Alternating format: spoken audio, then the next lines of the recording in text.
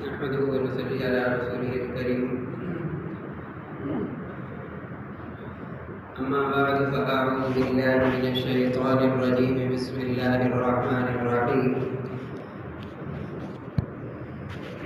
والذين يكنزون الذهب والفضة ولا ينفقونها في سبيل الله فبشرهم بعذاب أليم صدق الله العظيم.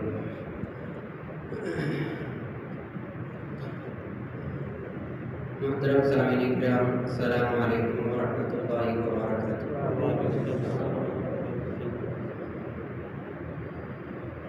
شعبان المعظم کا مہینہ چل رہا ہے، آج 18 شعبان ہے اور ٹھیک 11-12 دنوں کے بعد رمضان المبارک کا مہینہ شروع ہونے والا ہے۔ اس حوالے سے آج کی نشست میں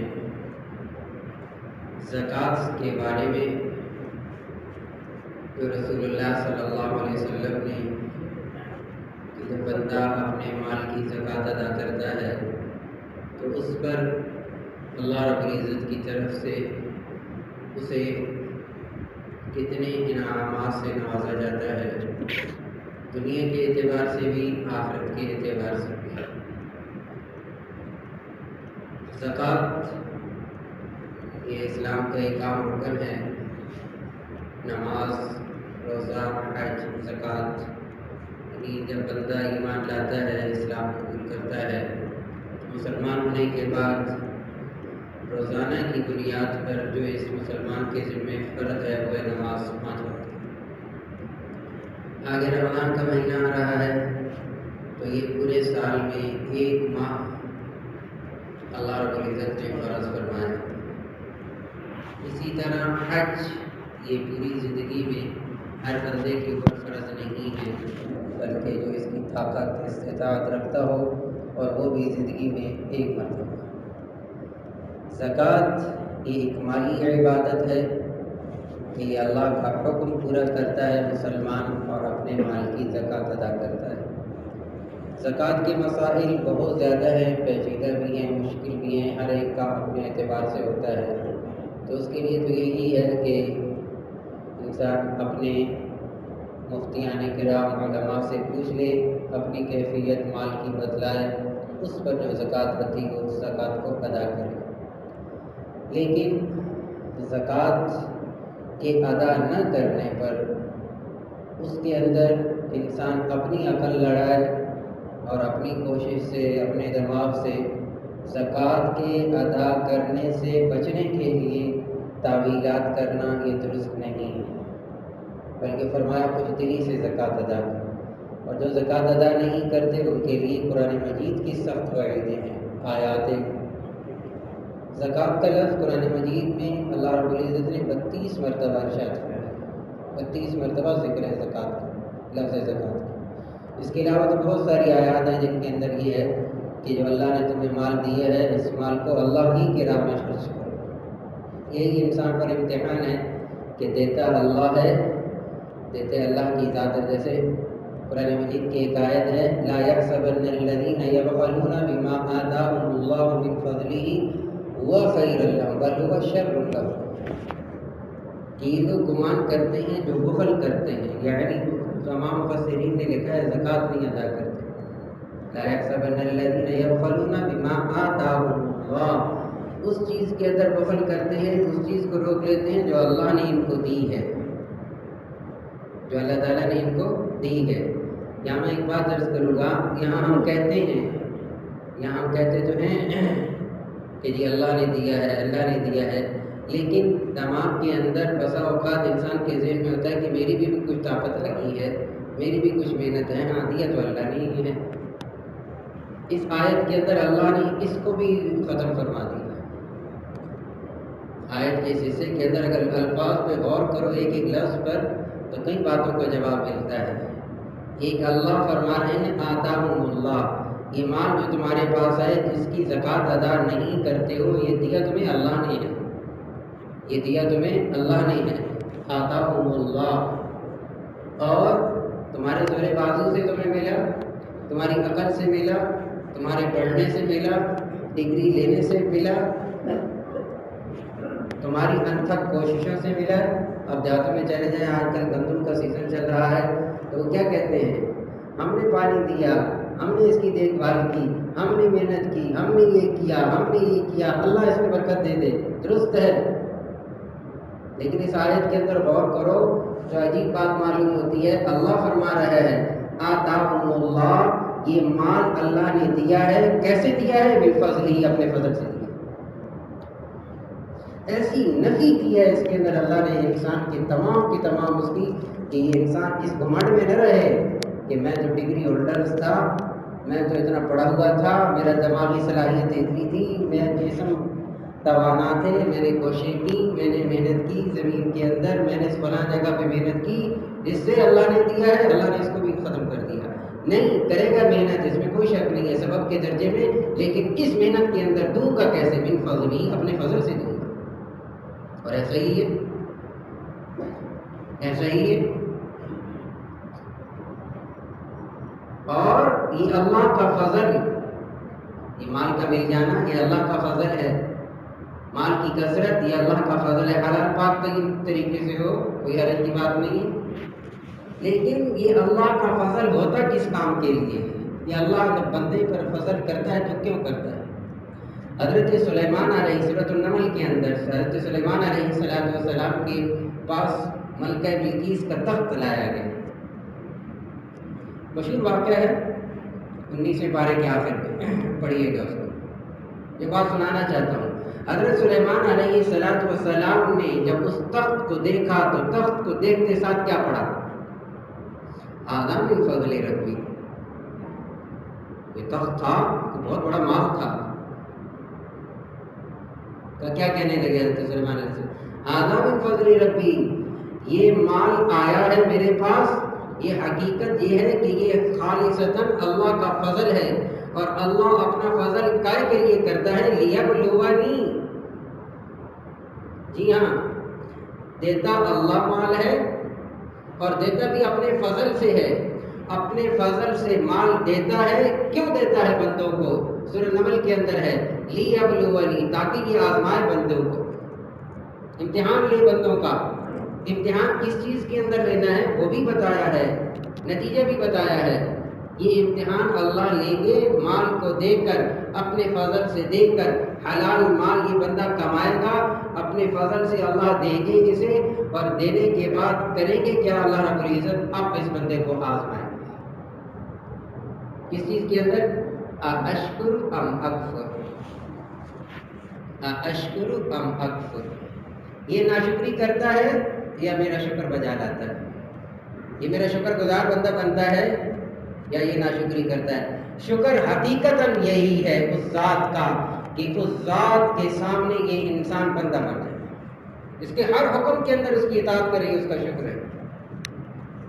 ہر چیز کی نسبت اللہ کی ذات کی طرف کرے، یہ شکر ہے۔ یہ میرے اللہ نے اشکر ام اکفر ومن شکر فانما یشکر لنفسہ، اللہ فرماتے ہیں تم شکر کرو گے، میری ذات کے اندر زیادتی ہوگی، کمی بیشی ہوگی؟ نہیں، اللہ فرماتے ہیں میں تو اس سے مستغنی ہوں۔ شکر کرو گے تو اپنی ذات کو نفع دو گے، اللہ کو کوئی نفع نہیں پہنچے گا۔ ومن شکر فانما یشکر لنفسہ ومن کفر، اور اگر تم کفران نعمت کرو گے، ناشکری پہ آ جاؤ گے، ان اللہ غنی، اللہ تو بے پرواہ ہے، اللہ کو اس کی کیا ضرورت ہے؟ وَلَا يَحْسَبَنَّ الَّذِينَ يَبْخَلُونَ بِمَا آتَاهُمُ اللَّهُ مِنْ فَضْلِهِ، یہ لوگ جو مال کی زکوٰۃ ادا نہیں کرتے، بخل سے کام لیتے ہیں، وہ مال جو اللہ نے اپنے فضل سے ان کو دیا ہے، یہ گمان کیا کرتے ہیں، ان کا خیال کیا ہے کہ ہم زکوٰۃ نہیں ادا کریں گے، خیر اللہ، یہ ہمارے لیے بہتر ہے، یہ مال ہمارے لیے بہتر ہے، خیر اللہ۔ وَمَا آتَيْتُم مِّن رِّبًا لِّيَرْبُوَ فِي أَمْوَالِ النَّاسِ فَلَا يَرْبُو عِندَ اللَّهِ۔ اے لوگو، قرآن مجید کے اندر اللہ کیا فرما رہے ہیں؟ تم سمجھتے ہو سود سے مال بڑھوتری ہو جائے گی، مال بڑھ جائے گا؟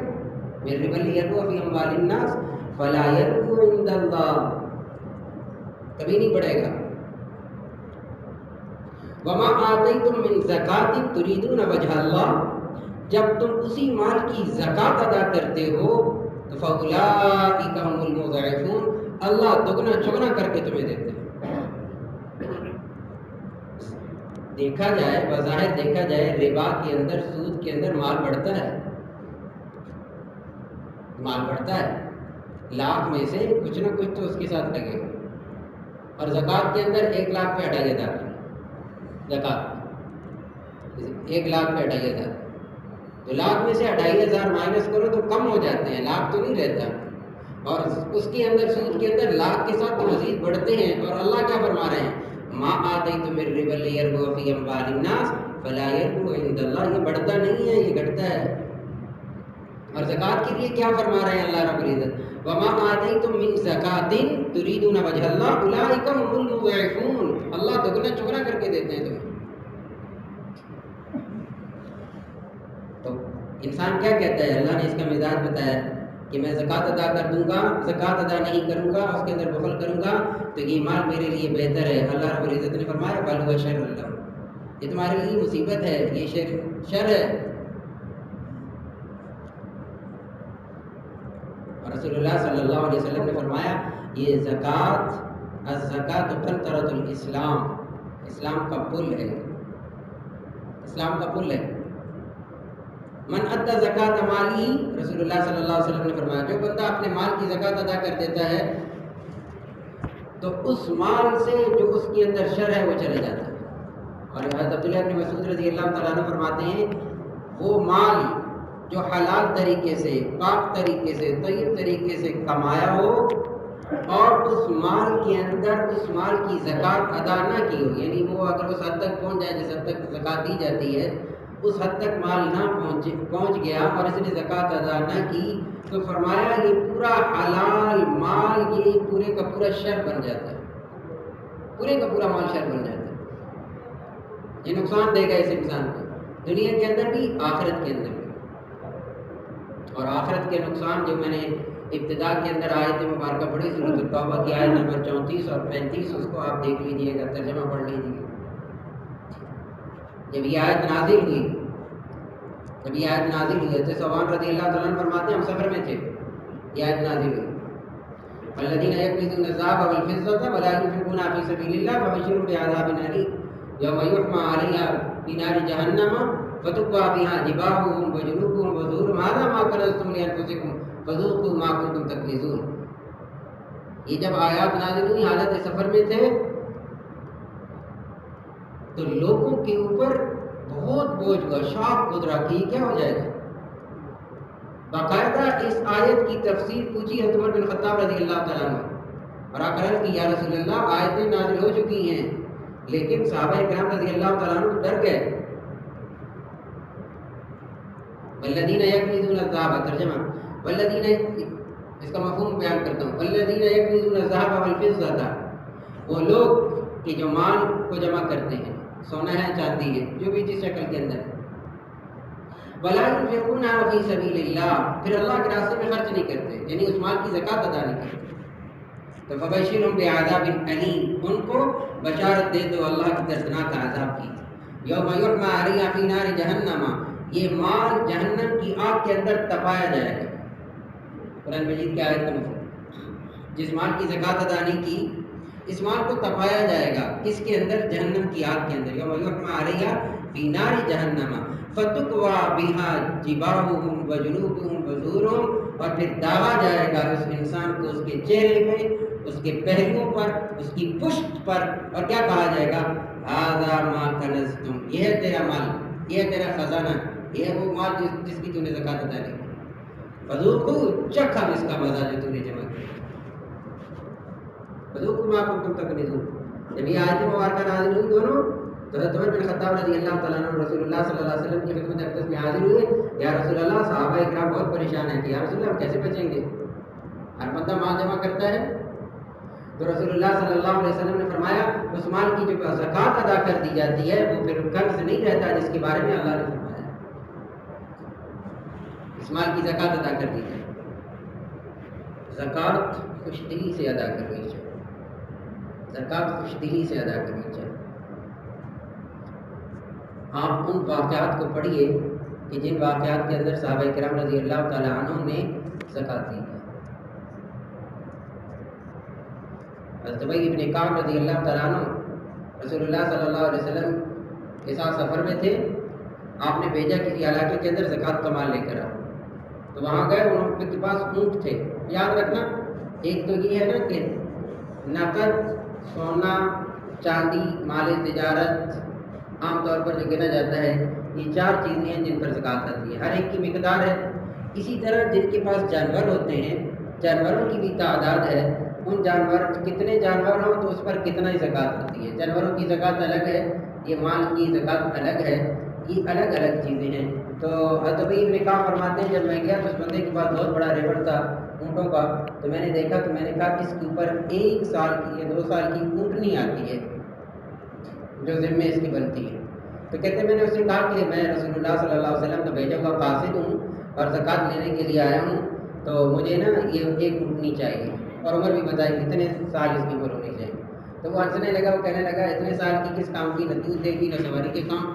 تو ایک پورا مال آپ کے سامنے ہے, اس میں سے جو تیرا جی چاہتا ہے لے جا, جو تیرا جی چاہتا ہے لے جا. اعتراض صحابہ کرام پہ کرنا آسان ہے. صحابہ کرام کی زندگی کو پڑھو, خدا کی قسم ان جیسا ایک دن گزارنا مشکل ہے, ایک لمحہ گزارنا مشکل ہے. زبانیں بک بک کرتے تھکتی تو نہیں ہے صحابہ کرام پر. حضرت ابی ابن کعب فرمانے لگے مجھے رسول اللہ صلی اللہ علیہ وسلم نے حکم دیا تھا اتنی اونٹنی لے کے آؤ, زیادہ نہیں لے کر جاؤ. جی ہاں, یہ ایسے لوگ تھے, یہ ایسے لوگ تھے, ورنہ 100 ہیلے ہو سکتے تھے. تو وہ خود آئے رسول اللہ صلی اللہ علیہ وسلم کی خدمت میں, یا رسول اللہ یہ قیمتی اونٹ ہے, یہ بہت بڑی اونٹنی ہے, اس کو آپ قبول فرما لیں.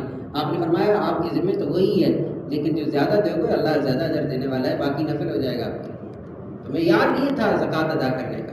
رسول اللہ صلی اللہ علیہ وسلم نے کیا فرمایا, حسنوا اموالکم بالزکاۃ, اپنے مالوں کو محفوظ کر لو. کس سے؟ زکوٰۃ ادا کر.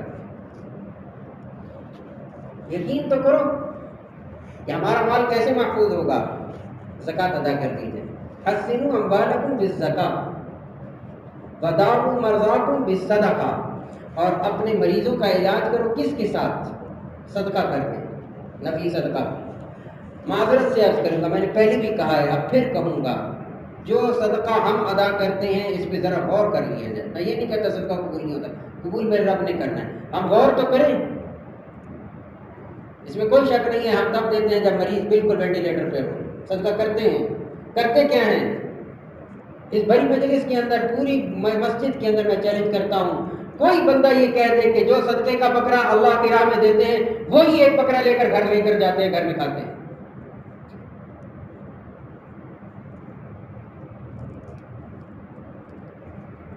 دو بکرے لیے جائیں صدقے والے, صدقے نام پڑ گیا, یہ صدقے والے بکرے ہیں, 2 لے لیے جائیں, ایک اللہ کو دے دیا جائے, ایک یہی بندہ گھر لے کر آئے, پکائے گا؟ سوال ہی پیدا نہیں ہوتا. وہ آج کل باہر لے کر کھڑے ہوتے ہیں شاپروں کے اندر, وہ چھوٹے چھوٹے شاپر بنے ہوتے ہیں. کوئی بندہ کھڑا ہو جائے کہہ دے کہ ایک شاپر میں گھر لے کر جاتا ہوں, ایک اللہ کو دیتا ہوں.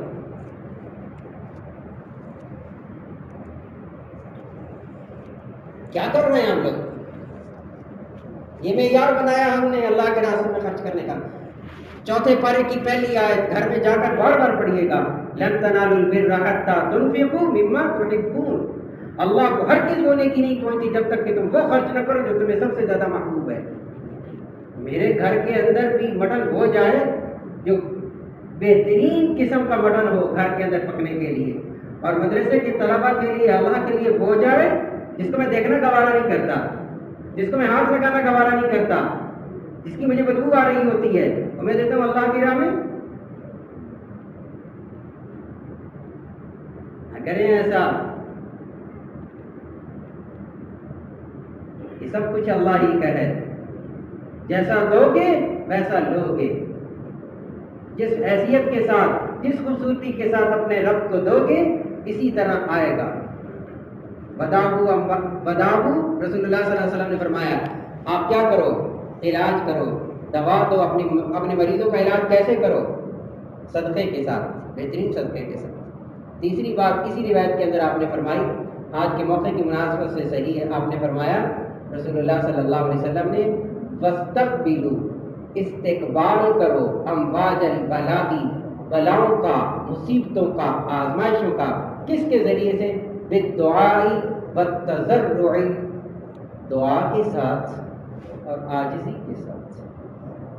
بلائیں آ جائیں، مصیبتیں آ جائیں، کوئی وائرس پھیل جائے، کوئی بیماری پھیل جائے، کوئی وبائی امراض پھیل جائیں، عاجزی کے ساتھ استقبال کرو۔ نہ کہو ایسے جملے ہم یہ کر دیں گے، ہم وہ کر دیں گے، رسول اللہ صلی اللہ علیہ وسلم فرما رہے ہیں دعا کرو۔ ہم سب کچھ کرتے ہیں، دعا نہیں کرتے۔ دعا کے لیے بھی میں معذرت سے عرض کروں گا، وقت ہو چکا، دعا کے لیے ہم نے بندے رکھے ہوئے ہیں ٹیلی فون ہے، مجھے آج خود اتنے فون آئے دعا کرنا، دعا، کوئی شک نہیں ہے اس کے، ہم خود کیوں نہیں کرتے دعا؟ اگر کسی کے گھر کے اندر مسئلہ ہے، بیماری ہے، وہ تکلیف مجھے نہیں ہو سکتی، سچ کہہ رہا ہوں، جو تکلیف اس کو ہے وہ مجھے نہیں ہو سکتی۔ جس تکلیف کے ساتھ وہ اپنے رب کے سامنے ہاتھ پھیلا سکتا ہے، میں نہیں پھیلا سکتا۔ میں کوشش کروں گا، میں جان بوجھ کر بناوٹی طور پر اللہ کے سامنے ایسا کروں گا، یا اللہ، اور یہ اپنے دل سے مانگے گا۔ اس کے لیے بھی ہم نے بندے رکھے ہوئے ہیں۔ اللہ رب العزت ہماری حفاظت فرمائے، اللہ رب العزت صحیح معنی کے اندر پورے دین پر ہمیں عمل کی توفیق نصیب فرمائے۔